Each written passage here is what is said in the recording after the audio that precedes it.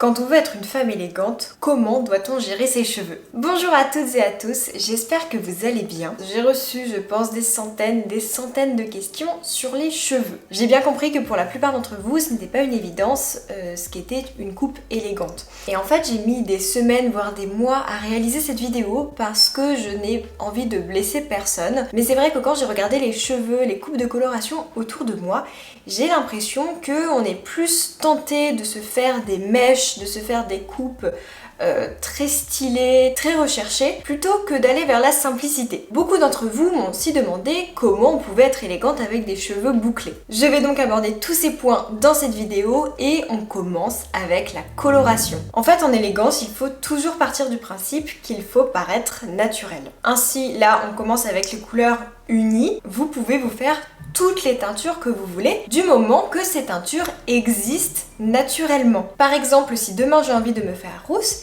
il faut que mon roux paraisse vrai. Si je veux me faire blonde platine, il faut que ça paraisse vrai également. Et c'est là toute la difficulté à trouver un excellent coloriste. Je pense que ça peut être très difficile d'atteindre ce résultat quand on utilise des teintures de supermarché, à moins qu'en fait on cherche juste à masquer ses cheveux blancs et qu'on prenne une teinture qui est déjà la nôtre naturelle. Je pense que là ça le fait. Mais quand on veut passer à une toute autre couleur, là je pense qu'il faut un vrai professionnel. Si ces personnes-là font des études, si c'est un métier, ce n'est pas pour rien. Et je pense notamment aux blonds.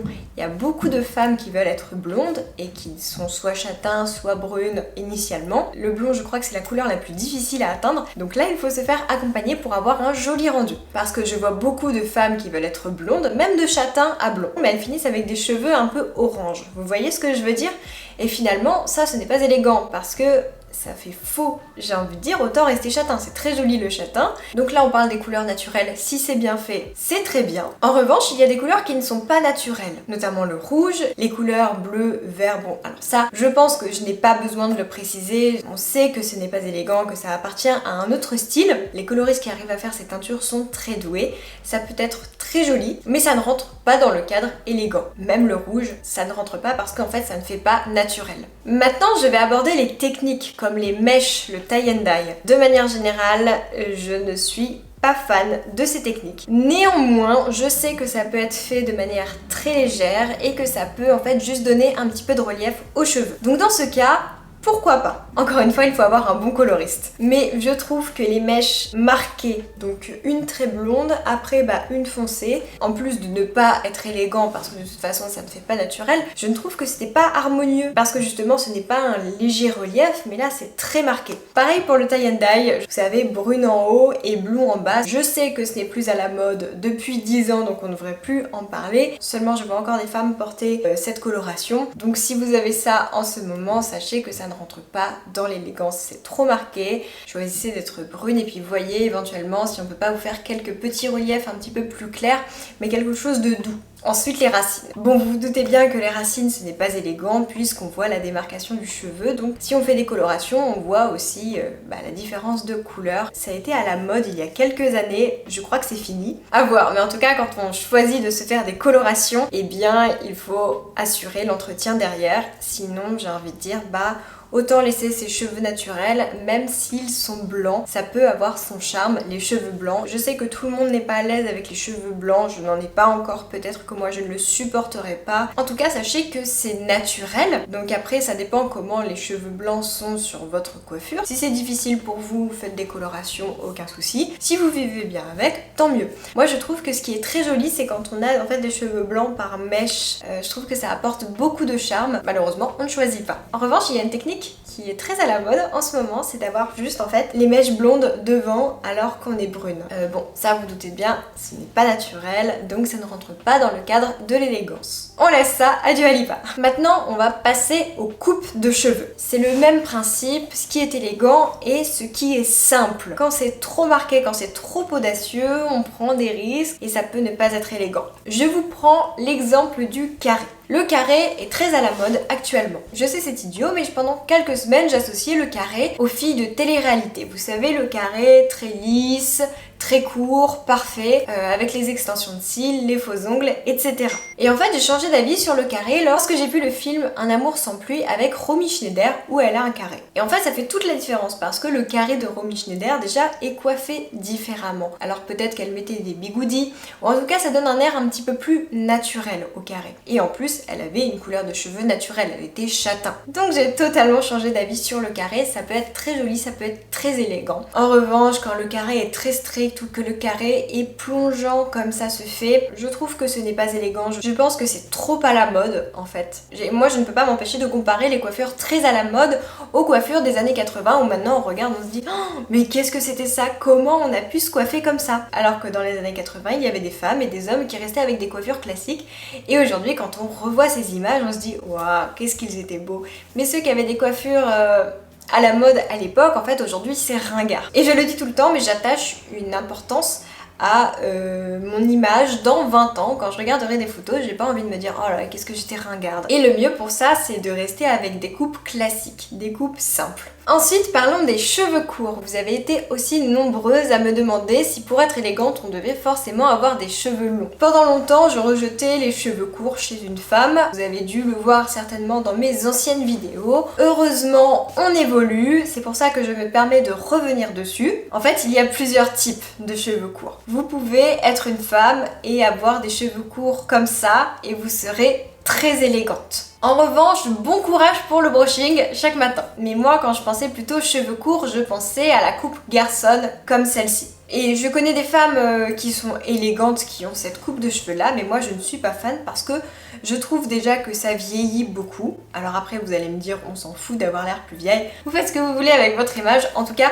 moi je ne le ferai pas parce que je n'ai pas envie de prendre 20 ans. Bon, et puis aussi c'est une coupe à la garçonne, on va encore m'embêter avec les genres, mais je suis désolée en fait, je trouve qu'il faut être très féminine pour porter cette coupe là. Parce que la dernière fois j'ai dit bonjour à une personne qui avait les cheveux extrêmement courts, qui était habillée avec juste un pull noir simple et j'ai dit bonjour monsieur et quand elle m'a répondu j'ai senti que c'était une dame. Donc je m'en suis beaucoup voulu évidemment, mais ce que je veux dire c'est qu'en fait la confusion se fait très vite et que si on veut avoir l'air d'être une femme, si on a envie d'être androgyne, je m'en fiche, vous faites ce que vous voulez, mais si on veut être très féminine, si on veut être femme avec une coupe courte comme ça, derrière il faut y aller très fort pour paraître femme. Ça va beaucoup se jouer dans les vêtements, dans l'accessorisation, et pour autant je connais des femmes qui ont des coupes courtes qui sont absolument magnifiques, ça leur va très bien, elles sont très élégantes comme ça, parce que derrière elles assurent le côté féminin. Moi par exemple je suis sur les réseaux sociaux une femme au Crazy Horse qui a les cheveux très courts, qui a une coupe à la garçonne, mais en fait derrière elle est tellement féminine que ça passe.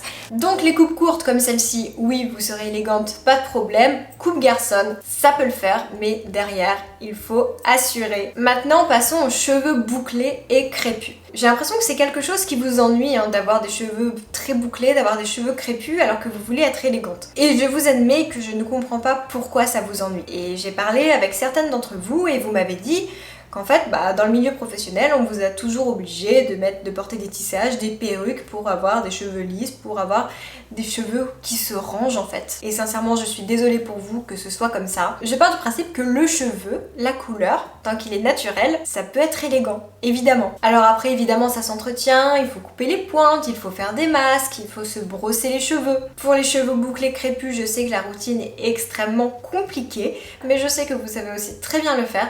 Donc pour moi, tant qu'ils sont bien entretenus, c'est élégant. Par exemple, j'admire beaucoup Tina Kunake, donc si vous ne connaissez pas Tina Kunake, c'est un top modèle. Elle s'est mariée à Vincent Cassel, ils ont eu un enfant ensemble, peut-être que ça vous parlera un petit peu plus. Elle a des cheveux bouclés, elle a beaucoup de volume et je trouve ça magnifique. Alors elle c'est bouclé, mais si c'est crépus, c'est pareil. Par exemple, j'étais à Rio au mois de juin et j'ai vu une femme qui nous a servi avec une belle robe en cache-cœur, avec un afro et elle était magnifique cette femme. Et surtout, elle était très élégante. Donc ne vous inquiétez pas pour vos cheveux bouclés crépus. Tant que c'est naturel, c'est élégant. J'ai même envie de vous dire que c'est plus élégant qu'une perruque ou un tissage. À moins que la perruque ou le tissage soit de très bonne qualité, ça, en fait, ça se voit que c'est faux. Donc s'il vous plaît, ne complexez pas là-dessus. Passons désormais aux coiffures. Alors, les coiffures, choisissez toujours des coiffures simples, les queues de cheval, les chignons bas, c'est très joli ça. En revanche, je vois beaucoup quelque chose, je vais vous montrer ça maintenant. Et je vois beaucoup de filles qui font ça et honnêtement, je n'ai jamais compris. Jamais. Voilà. Et puis parfois, c'est même pire que ça. c'est en fait regrouper ses cheveux vers le haut et faire une boule de cheveux. Et parfois elles sont même comme ça en fait. Enfin je suis désolée mais j'ai pas les mots. En plus ça tire les cheveux donc c'est même pas agréable parce que c'est lourd. Bref, je vais vous donner une autre astuce aussi rapide quand vous avez la flemme mais bien plus élégante, vous allez voir. Vous regroupez vos cheveux vers l'arrière comme si vous faisiez une queue de cheval basse. Vous tournez, hop, on torsade, tout. On met vers le haut.